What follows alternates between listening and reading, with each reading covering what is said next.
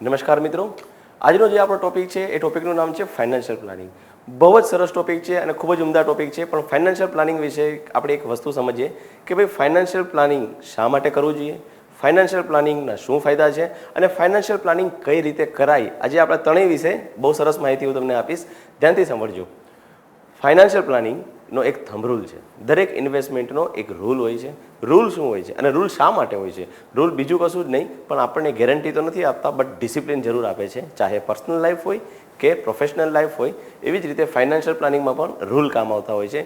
Rule શું છે financial પ્લાનિંગનો ખાસ જોઈએ તો, તમારી જે આવક છે મહિનાની, એ આવકમાં પર્સન્ટેજ વાઇઝ કઈ રીતે એનો ઉપયોગ કરવો જોઈએ સમજજો. સે ફોર એક્ઝામ્પલ હું તમને પહેલાં પર્સન્ટેજ સમજાવી દઉં કે કયા કયા પર્સન્ટેજ ક્યાં જાય છે.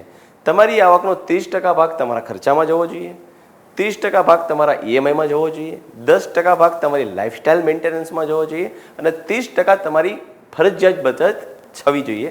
હવે કઈ રીતે છે આપણે એક એક્ઝામ્પલથી